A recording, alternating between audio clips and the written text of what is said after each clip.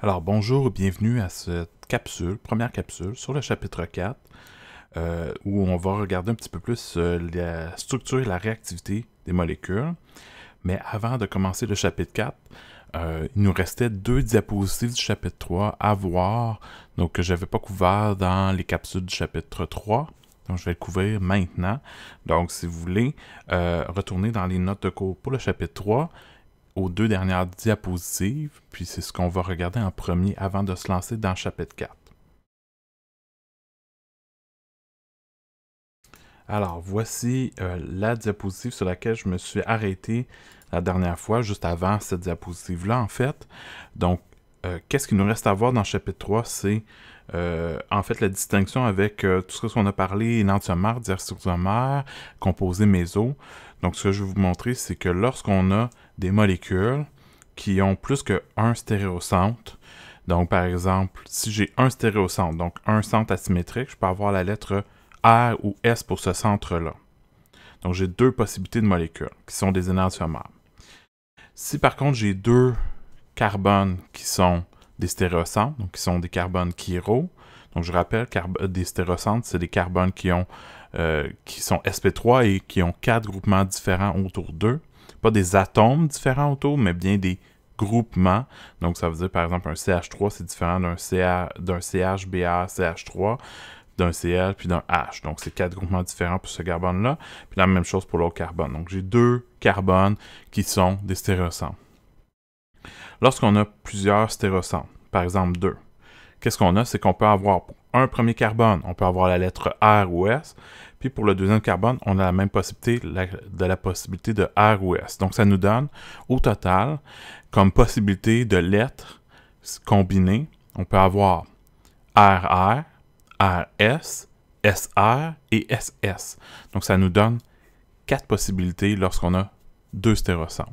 Si maintenant on passe à 3 stéréocentres, à ce moment-là, on va avoir 8 possibilités de les lettres RS, mais 3 fois. Donc, c'est quoi la règle? La règle, c'est 2 à la n, où n est votre nombre de stéréocentres. Donc, plus vous avez de stéréocentres, plus vous allez avoir de possibilités, et ça, c'est de façon exposant. Okay? Donc, ça augmente de façon drastique parce que ça suit une règle comme avec un exposant. Donc, c'est pas linéaire, c'est vraiment... Ça augmente très, très rapidement. Alors, qu'est-ce qu'on va avoir ici? C'est que je veux vous parler plus spécifiquement lorsque vous avez deux stéréocentres qui sont consécutifs, un à côté de l'autre. Ce qu'on peut faire, c'est qu'on peut utiliser les projections Newman qu'on a vu un petit peu plus tôt dans le chapitre 3. On va utiliser cette projection-là pour pouvoir illustrer toutes les possibilités de énantiomère et diastereomère à partir d'une molécule qui a deux carbones qui sont chiro. Évidemment, ce que moi je présente dans la projection Newman, c'est les deux carbones spécifiquement, puis ceux qui nous intéressent, c'est les deux carbones qui sont un à côté de l'autre, qui sont les deux carbones chiro. Donc, comment je vais regarder? Je vais regarder dans le sens que le lien entre les deux carbones qui sont des stéréocentres, qui sont des carbones chiro, ben, va disparaître. Okay? Ça va être mon carbone au centre, le lien, on ne le voit pas, puis vous avez votre carbone à l'arrière. Donc, quand on fait ça, quand je regarde, qu'est-ce que je vais voir? Je vais voir ici, si je mets mon œil dans ce sens-là, ça, c'est mon carbone à l'avant, ça va être mon carbone à l'arrière. Donc, qu'est-ce que je vois? Je vois un CH3 qui va être vers le bas. Okay? Donc, directement vers le bas.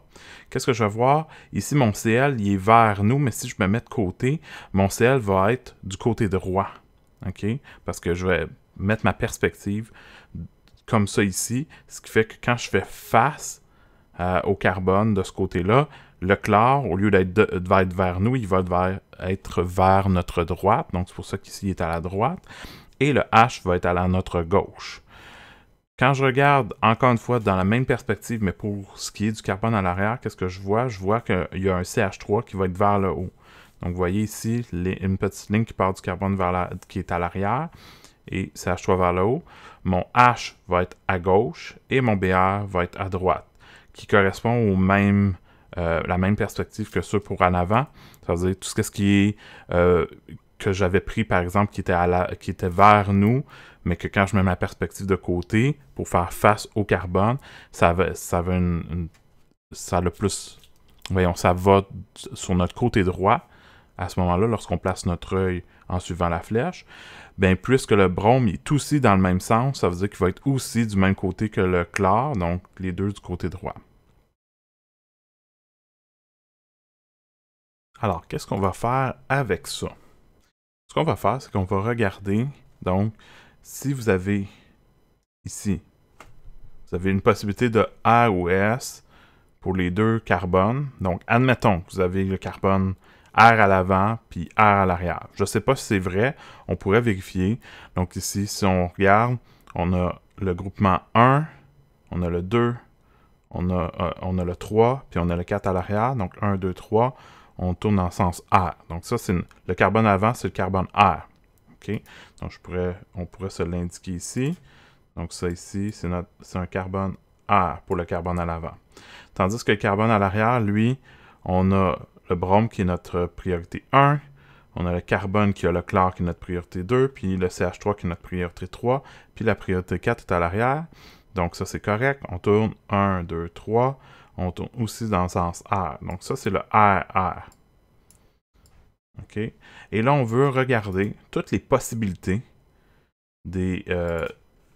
qu'on peut avoir, soit RS, SR, SS. Comment on peut obtenir ça à partir de la forme de Newman?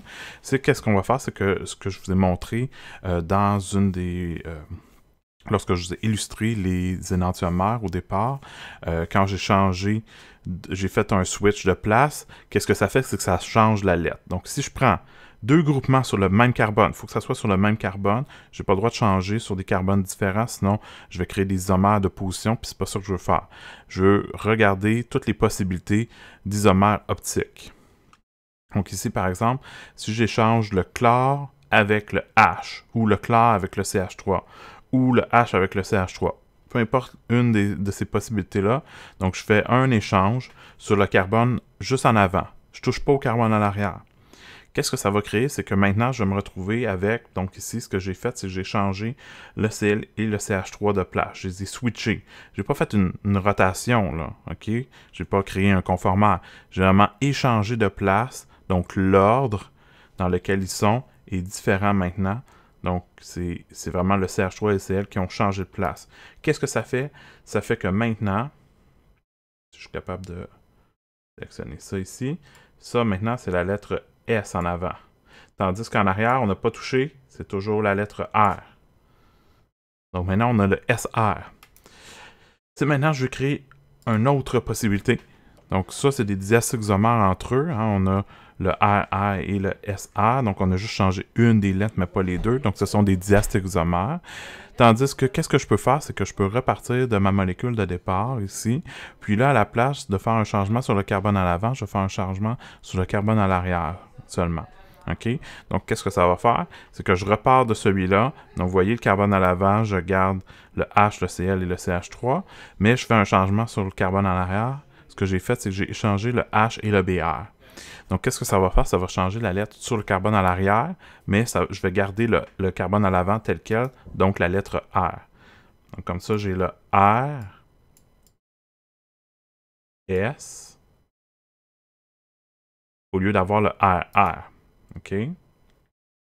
Et finalement, la dernière possibilité, c'est de combiner ces deux changements-là, soit celui que j'ai fait pour le carbone en avant, puis celui que j'ai fait pour le carbone en arrière, dans une même représentation.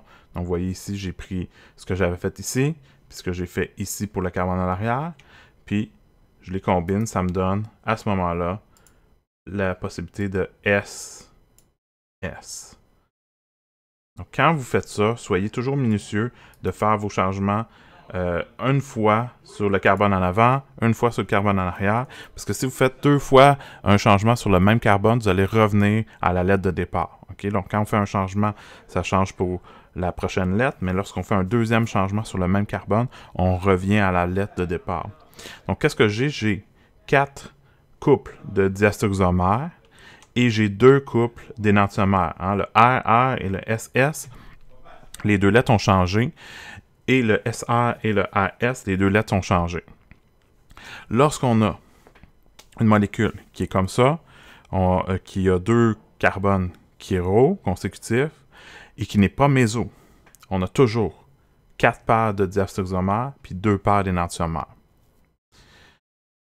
Lorsqu'on a un composé méso, une de ces paires d'énantiomères-là ne sera plus une paire d'énantiomères, donc on va avoir une paire de molécules pareilles.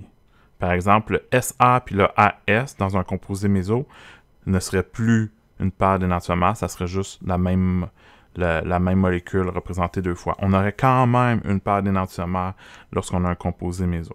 Donc la différence avec pas un composé méso, c'est qu'on a 2 paires d'énantiomères, mais avec un composé méso, on a une paire d'énantiomères de moins. En parlant des composés méso, c'est la prochaine discussion. Donc ici, je vais juste noter qu'on doit faire seulement un changement sur le même carbone. Si on en fait 2 sur le même carbone, on revient à la même molécule, c'est-à-dire on revient à la même lettre de départ. Lorsque on regarde les composés méso, il y a une façon qui est des fois un petit peu plus facile à voir, c'est d'utiliser la projection Newman. Parce que la projection Newman nous permet de voir si on a un composé méso dans certains cas, lorsqu'on a une molécule qui n'est pas un cycle. Okay? Parce que lorsqu'on a un cycle, c'est un petit peu plus difficile de faire une projection Newman. Alors, qu'est-ce qu'on a? C'est que si on a 2 stéréocentres consécutifs, on peut avoir 3 possibilités suivantes. Les 2 premières, je ne veux pas que vous les appreniez par cœur. C'est des noms que je vais vous donner ici, mais qu'on ne va pas revoir spécifiquement. Donc, il faut avoir des isomères qu'on appelle très hauts. Ou, lorsqu'on regarde, on a cette représentation-là. Si je fais une rotation pour amener... Donc, ce que je vais faire, c'est que je vais changer le conformère pour essayer d'amener un conformère où je peux avoir le plus de substituants similaires un par-dessus l'autre. Donc, qu'est-ce que je vais faire? C'est que je vais faire une petite rotation du carbone à l'arrière ici.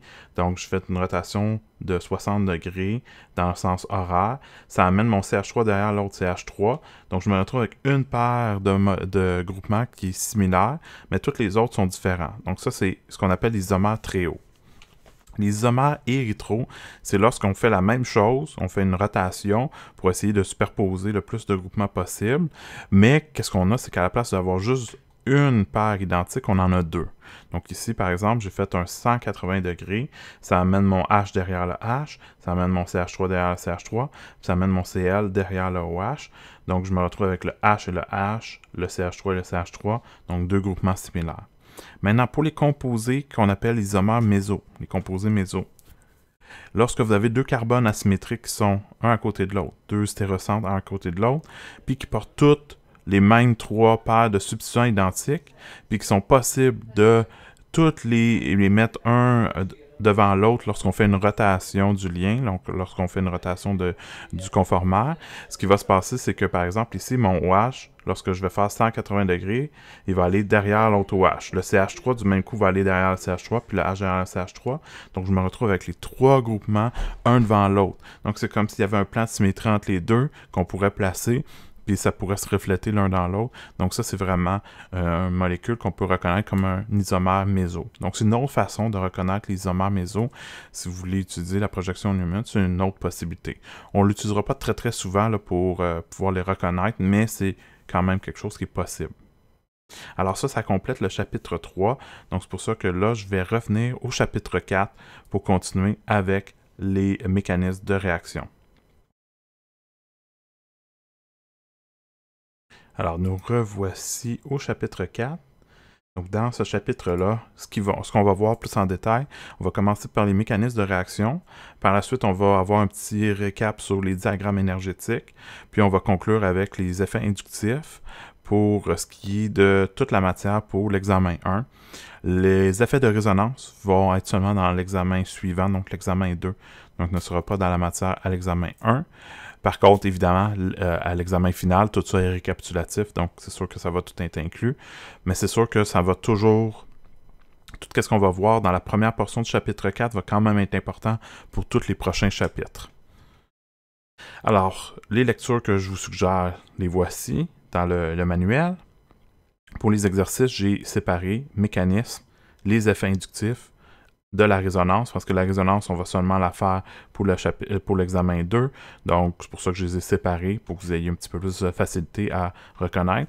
Par contre, je sais que dans certains numéros des exercices d'effets inductif, il y a parfois la notion de mécanisme qui est relevée. Si jamais c'est le cas, faites pas ces exercices-là, laissez-le de côté. Des fois, il m'échappe là un petit peu dans les exercices des effets inductifs. Donc, si vous voyez la résonance dans les effets inductifs, faites-la pas, faites comme si c'était pas là, faites pas cet exercice-là, laissez-le pour plus tard. Alors, les types de réactions que nous, on va voir dans le cadre du cours, il y a 4 grands types de réactions. Donc, la première type de réaction qu'on va voir, ça va être la réaction d'addition qu'on va voir dès le chapitre 5. Donc, les réactions d'addition, c'est lorsqu'on prend une molécule qui a des insaturations, telles que les alcènes ou les alcynes. Alors, je vous rappelle que ça, ce sont des insaturations d'avoir une double ou une triple liaison.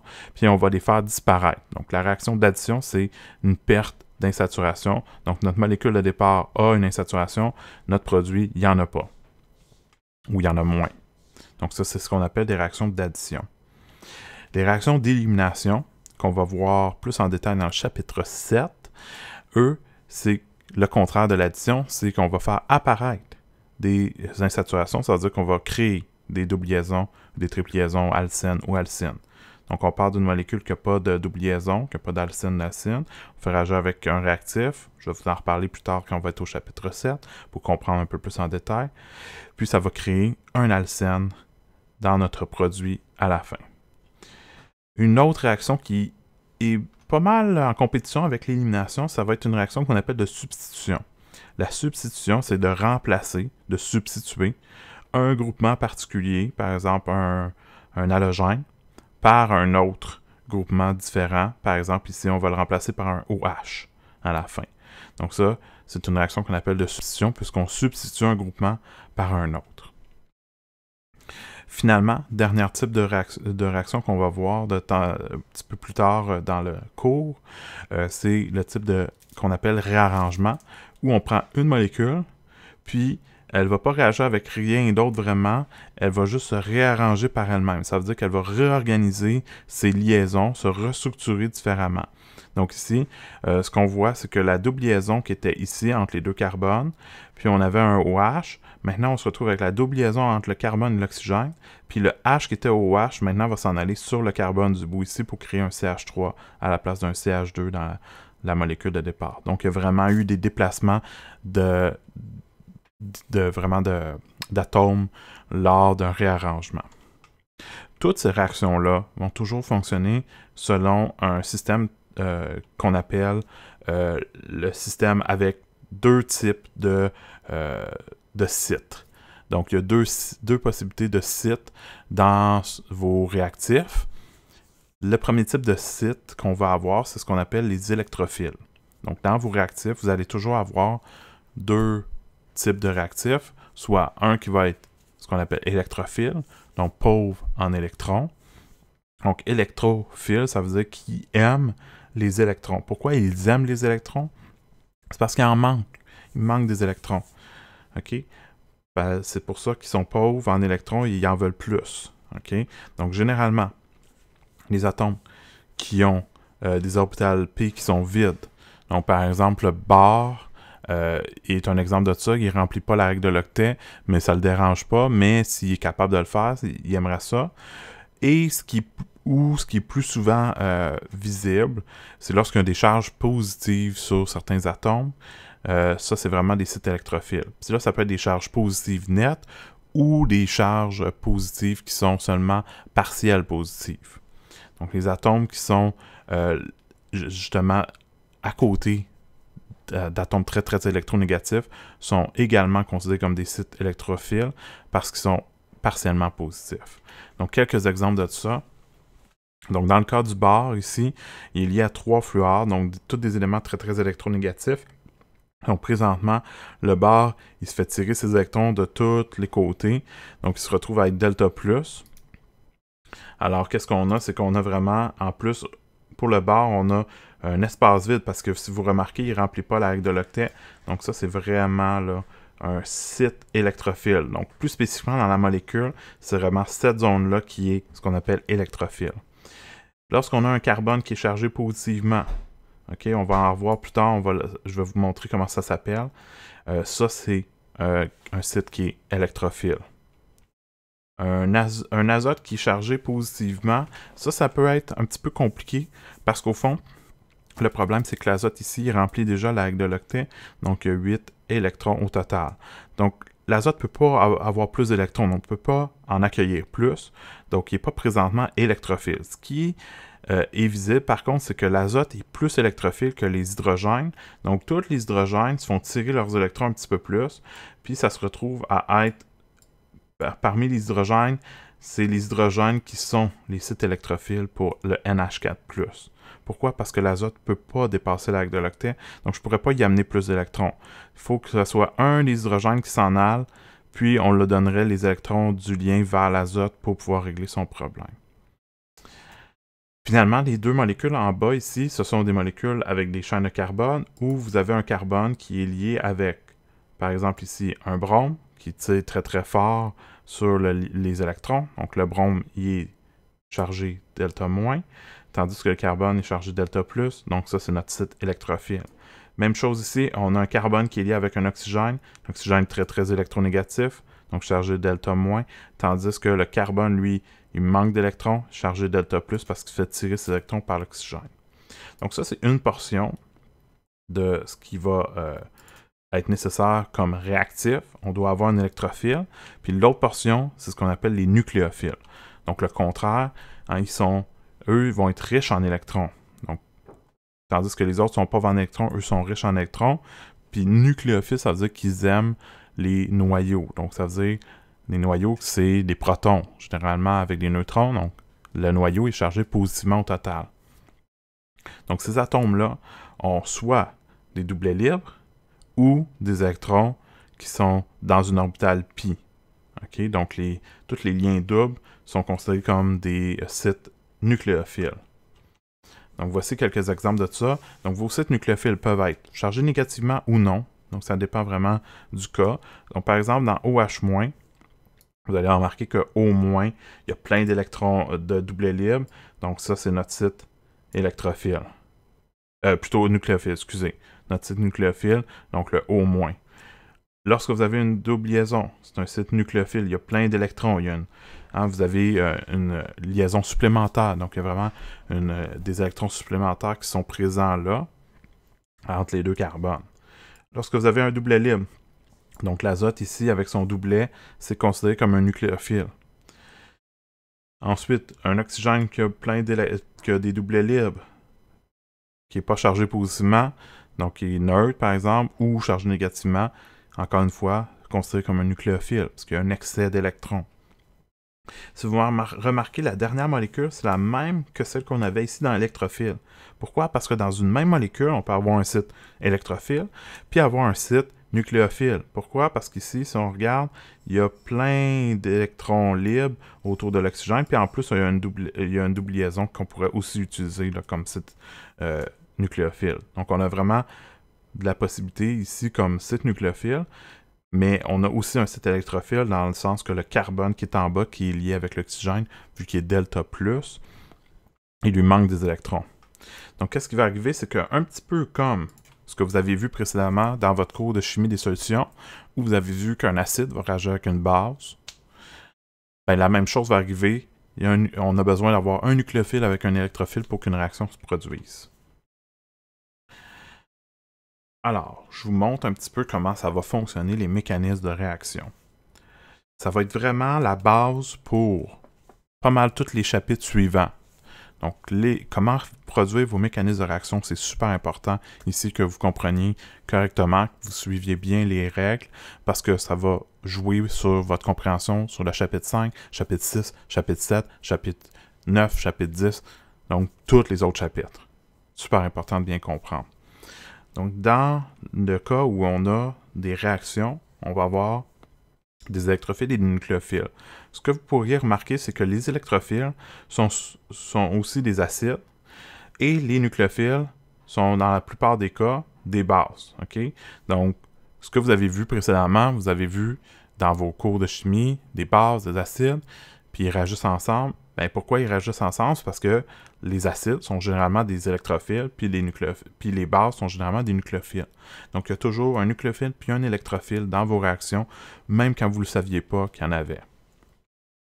Donc, toutes ces réactions-là, que ce soit un acide et une base de Bronsted-Lowry, comme vous avez vu en chimie des solutions en détail, là, ou qu'est-ce qui se passait, par exemple, vous aviez une base comme NH3, puis vous aviez un acide qui est votre H2O ici, mais qu'est-ce qui arrive, c'est que le NH3 va aller chercher le H de votre molécule d'eau, puis pour créer du NH4+, puis des OH-. En faisant ça, qu'est-ce qu'on a? C'est qu'on a un H qui était électrophile, puis on avait un NH3 qui était nucléophile, parce qu'il y avait un double libre sur l'azote. Donc, toujours nucléophile, électrophile. Il y a aussi les bases et les acides de Lewis que vous avez un petit peu moins vus. Qu'est-ce que c'est comme différence? C'est que les acides de Lewis, contrairement à ce que vous avez vu dans les cas des acides de Bronsted-Lowry, ils n'ont pas de H à donner. Donc, qu'est-ce qui se passe? C'est que la base, les bases de Lewis sont les mêmes que les bases de Bronsted-Lowry, donc ça ne change pas. Toujours des nucléophiles. Mais les types d'électrophiles qu'on va avoir dans les acides de Lewis, c'est généralement des atomes qui manquent des électrons, donc qui ont une orbitale vide. Comme par exemple le bar. Ici, il y a une orbitale vide parce qu'il est, si on compte, il y a 1, 2, 3, 4, 5, 6 électrons autour de lui. Il n'y en a pas 8. Il ne remplit pas la règle de l'octet. Donc, il est capable d'ajouter 2 électrons de plus. Donc, c'est ça qui va arriver ici. Vous avez votre nucléophile, puis vous avez votre électrophile. Donc, toujours, on va partir du nucléophile vers l'électrophile pour former un nouveau lien. Donc, je vais vous montrer plus en détail, mais là, c'est quelques exemples pour vous parler comme quoi vous connaissez déjà ces réactions-là entre un nucléophile puis un électrophile, mais vous connaissez déjà certaines catégories sous un autre nom, donc sous le nom d'acide et base. Avant de passer vraiment à vous montrer un petit peu plus en détail les mécanismes, comment ça fonctionne, ce que je vais vous parler, c'est des intermédiaires réactionnels. Donc, les intermédiaires réactionnels qu'on va voir fréquemment, ce sont des intermédiaires de carbone. Donc, je vais vous présenter 3 intermédiaires de carbone. Les plus importants, c'est les 2 premiers. Donc, les 2 premiers, ça serait vraiment à connaître là, pas mal par cœur pour savoir comment ils fonctionnent. Puis, oups, je ne sais pas pourquoi ça a fait une ligne ici. Donc, le carbocation et le carbanion, ce sont les deux intermédiaires là, les plus importants dans cette catégorie-là. Vous avez aussi le radical libre que je vais vous parler, mais qui n'est pas aussi qu'on ne va pas voir aussi fréquemment. Donc, les 2 premiers. On va commencer par le carbocation. Donc, carbocation, c'est-à-dire un cation de carbone. Donc, un carbone chargé positivement. Qu'est-ce que c'est qu'un carbone chargé positivement? C'est que il ne remplit plus la règle de l'octet parce qu'il manque des électrons. Comment ça se crée, ça? Ça se crée lorsque le carbone, puis un autre atome, ben, il y a eu un bris de lien, puis c'est l'autre atome qui est parti avec les électrons. Pourquoi? Parce qu'il était plus électronégatif que le carbone. Donc, il est parti avec les électrons de toute la liaison, puis il laisse au carbone absolument rien, juste une charge plus. Puis ça, le carbone ne va pas aimer ça. Okay? Donc, ça va être quand même quelque chose qui va être réactif. Donc, dès que possible, il va vouloir réagir sur le carbone chargé positivement, donc les carbocations. Donc, c'est une rupture de lien qu'on dit hétérolytique, ça veut dire que c'est pas égal de chaque côté. Il y en a un qui a une charge plus, puis l'autre a eu la charge moins. Lorsqu'on regarde sa représentation 3D au carbocation, on va voir que on se retrouve sous une forme sp2. Okay? Donc, vous avez vos liens ici dans un plan en forme trigonale plane. Puis, vous avez l'orbitale P qui est vide, qui, elle, c'est lorsque le lien est parti, ben, les électrons qui sont plus là, ben, ça laisse un espace vide. Hein? Donc, on va avoir juste 3 voisins, donc sp2, mais un endroit qui est vide pour pouvoir accueillir un nouveau lien. Donc, la géométrie, c'est vraiment trigonale plane. Donc, carbocation, c'est important de se souvenir que ça va être sp2, ça va être très, très important pour nos réactions. Prochaine qu'on va voir, c'est les carbanions. Les carbanions, ce sont des anions de carbone. Donc, un carbone chargé négativement avec un doublet libre. C'est très, très rare de voir un carbone avec un doublet libre, hein, parce qu'il ne va pas vouloir rester comme ça longtemps. Donc, généralement, ça va être quelque chose qui est très, très réactif. Donc, un carbone doublet libre avec une charge moins. Ça se produit comment? Ça se produit lorsqu'on brise un lien où le carbone est plus électronégatif que l'autre atome avec lequel il a brisé ce lien-là. Encore une fois, un bris hétérolytique. Par contre, un doublet libre, ça compte comme un voisin. Donc ici, on a 4 paquets d'électrons, 4 voisins. Donc ça nous donne, pour la forme 3D, une forme sp3 qui est conservée. C'est juste qu'au lieu d'avoir nos 4 liens autour du carbone, maintenant on a un doublet libre qui occupe un de ces espaces-là. Donc la géométrie là est plutôt qu'être tétraédrique, vu que ça comprend juste les liens, c'est ce qu'on appelle pyramidal à base triangulaire, mais si on comprend le doublet libre, c'est quand même tétraédrique. Finalement, le dernier qu'on va voir vraiment plus tard, puis pas très très souvent dans le cadre du cours, c'est les radicaux libres. Les radicaux libres, c'est lorsqu'on a un carbone qui a un point seul, donc un électron seul, pas pairé, pas un doublet libre.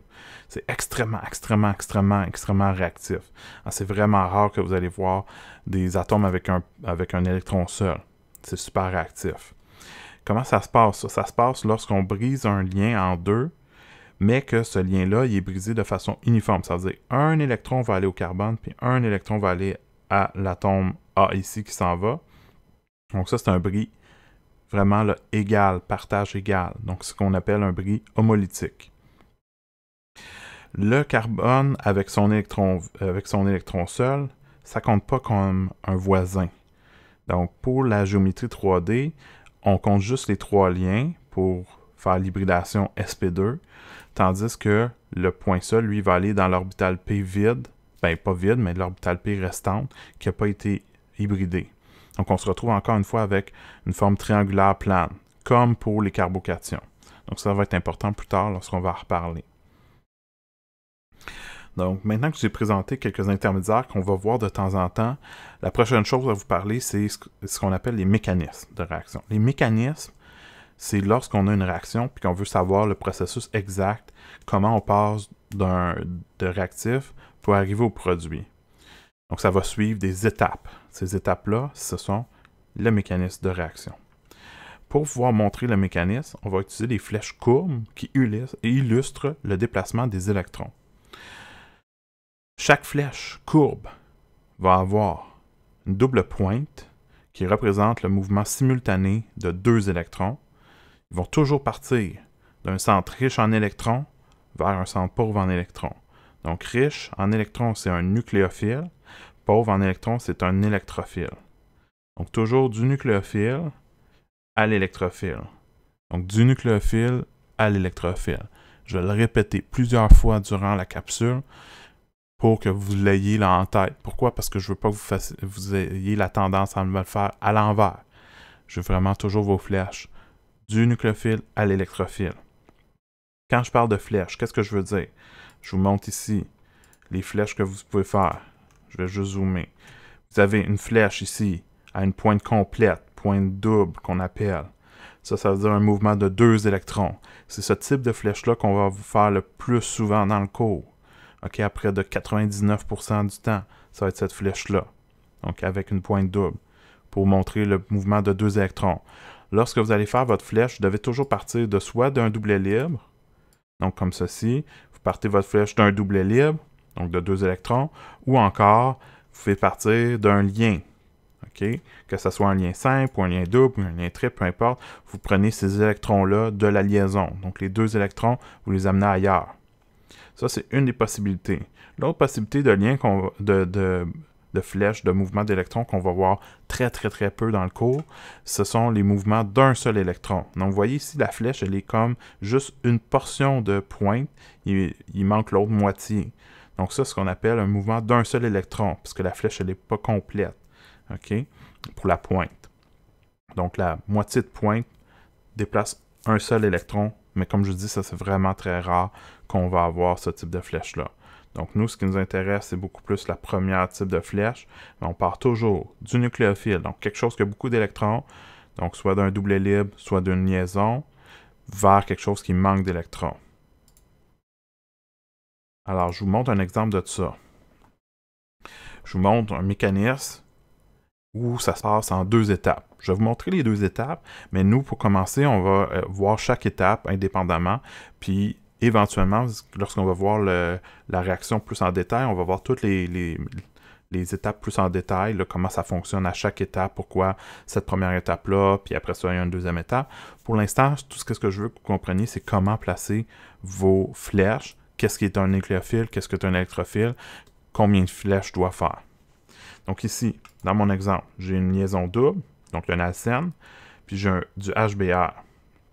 On a vu que la liaison double, dès qu'on a la présence d'un alcène, généralement, quelque chose qui est beaucoup plus riche en électrons ici, dans cette section-là. Donc ça ici, ça va être notre nucléophile. Tandis que HBr, ben le H, il se fait tirer ses électrons par le brome, donc il est delta+, donc là, présentement, lui, il est électrophile. Donc ce que je vais faire, c'est que je vais prendre ma flèche, je vais la partir du nucléophile, de mes électrons de ma liaison double, puis les amener vers l'hydrogène pour pointer vers l'hydrogène. Donc ça va créer un lien avec un des deux carbones de la liaison double ici, avec le H qui est ici.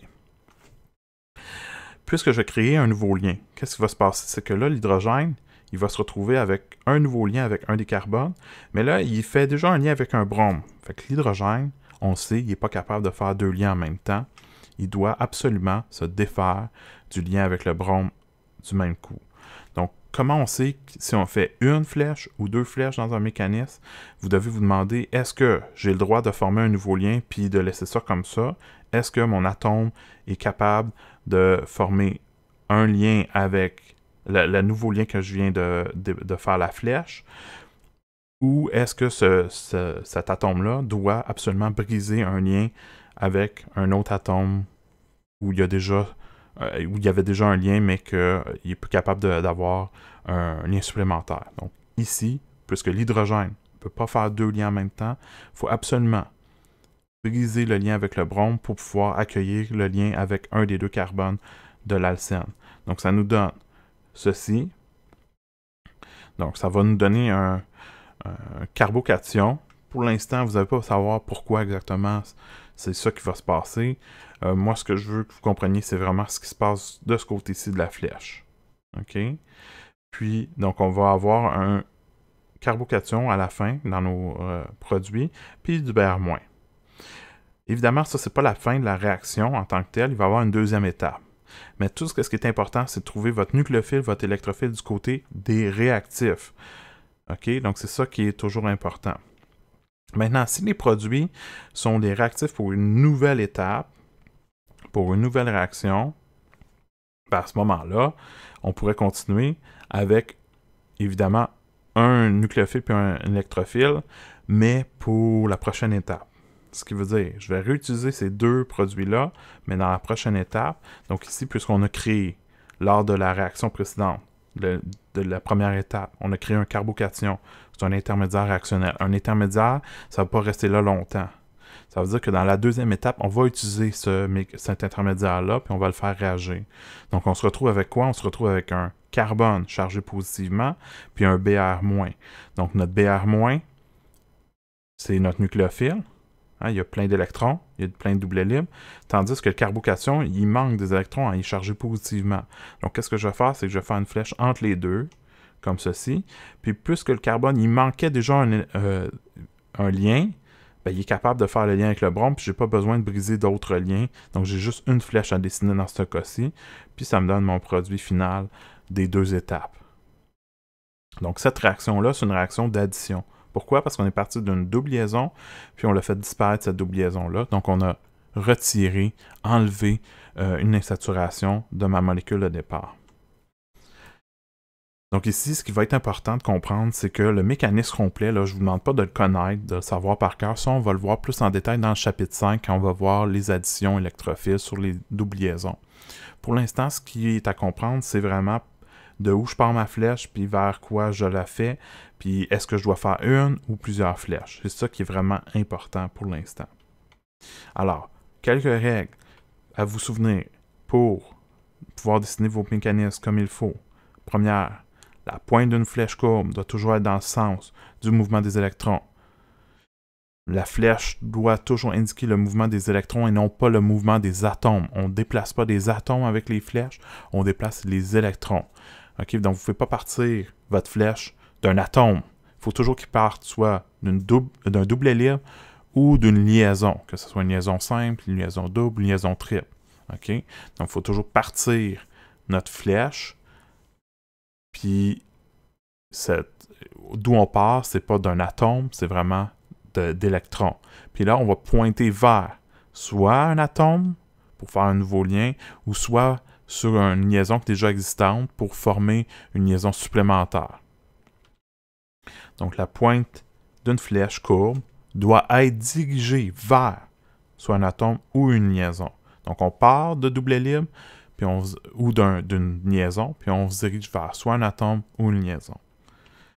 Puis, la flèche courbe, je vous le répète, part toujours de source d'électrons. Je ne veux pas que vous me partiez de nulle part, du vide, de l'atome, d'une charge. Non, je veux que vous me partiez d'électrons. OK? Placez les doublets libres, c'est faux. OK? Donc, je veux vraiment voir ça comme il faut. Je vais être assez exigeant dans les mécanismes au départ. Pourquoi? Parce que je veux que vous ayez déjà une bonne forme pour la suite dans les prochains chapitres. Si vous prenez des mauvais plis dès le chapitre 4, vous allez avoir des difficultés dans le chapitre 5 et les chapitres suivants.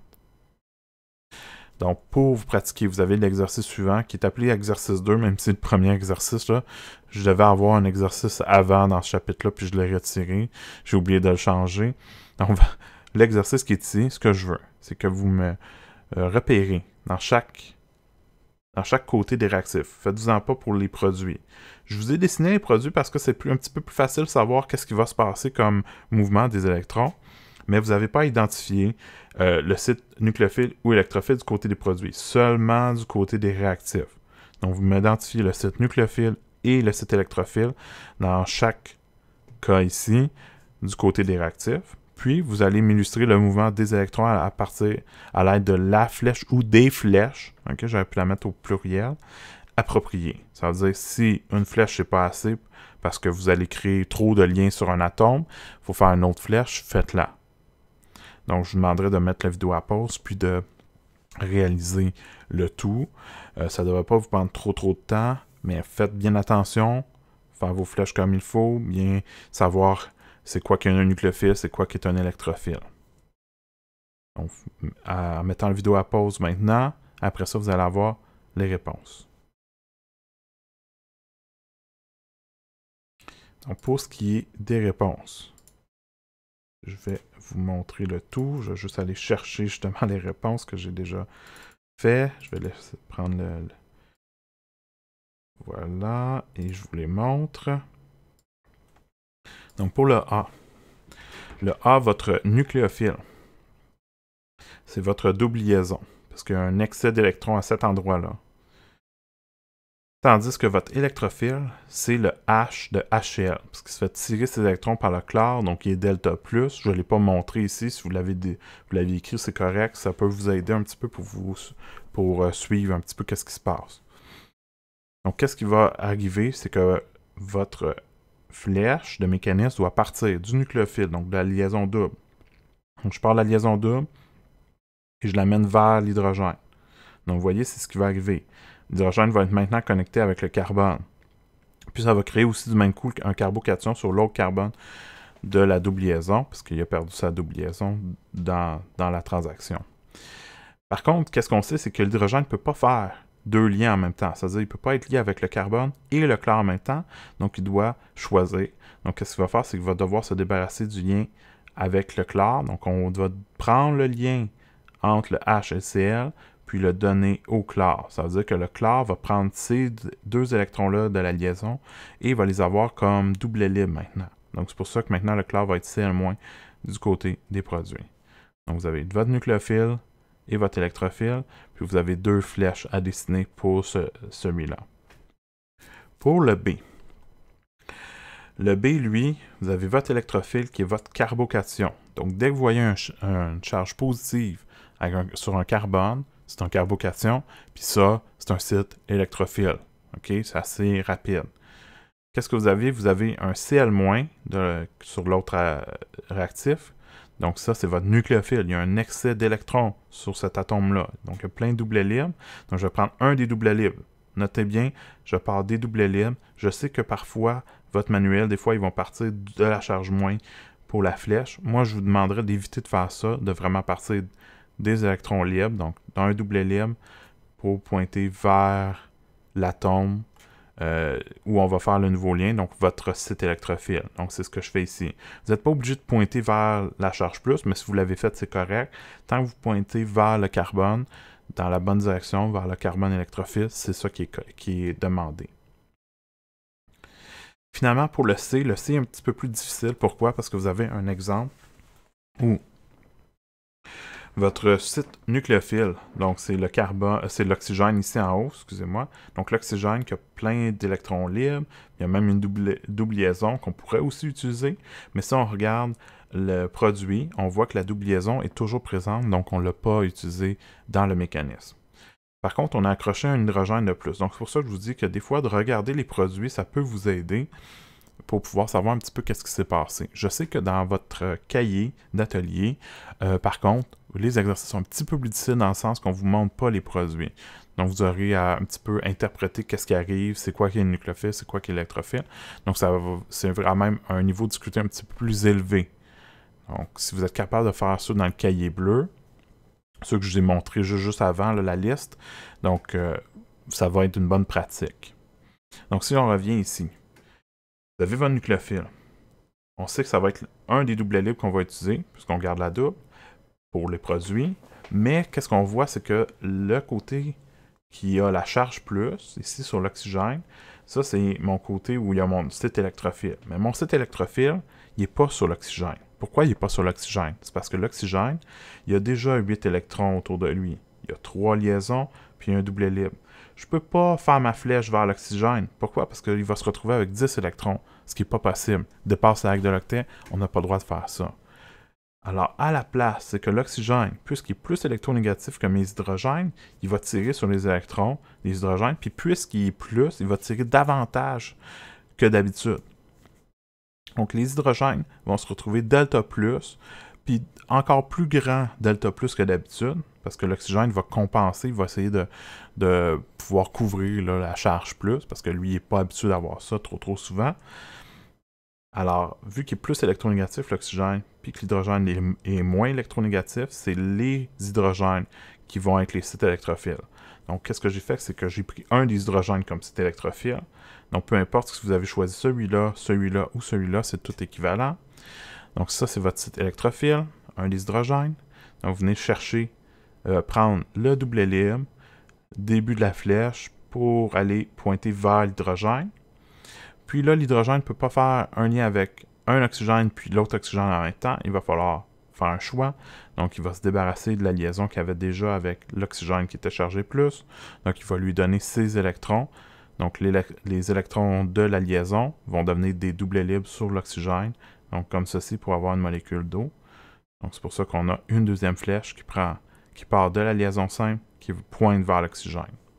Donc, faites attention là, quand vous pointez pour pointer vers l'atome comme il faut. Pointez pas vers une autre liaison, parce que là, ça, c'est pas correct. Ça ferait en sorte qu'on ait une liaison double si on pointe vers une autre liaison. C'est vraiment vers l'atome. Donc, ça, c'est vraiment là 3 exemples, 3 exercices très rapides, juste pour voir si vous comprenez l'essentiel. Mais il va falloir en faire plus encore que ça.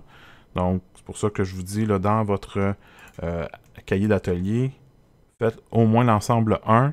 J'ai les corrigés pour l'ensemble 1. Si vous voulez faire l'ensemble 2 aussi, je n'ai pas les corrigés, mais je pourrais toujours vérifier rapidement si vous voulez m'envoyer une photo rapide là, de vos réponses. Mais mettez plus l'emphase sur l'ensemble 1 vu que je vous fournis les réponses pour cet ensemble-là. Donc, dans l'atelier, le 4A, parce que l'atelier 4 est divisé en 3 sections distinctes. Donc, la section A, c'est pour les mécanismes. La section B, ça va être pour les effets inductifs. Tandis que la section C, ça va être pour la résonance, ça va être plus tard. Donc là-dessus, ça termine pour le petit vidéo pour aujourd'hui, donc la capsule. Donc ça, c'était la capsule 1. La prochaine capsule va être sur les diagrammes énergétiques. Ça va être un petit peu plus court, ça va être juste un petit rappel. Puis vous aurez ensuite la capsule 3 sur les effets inductifs. Donc d'ici là, à la prochaine!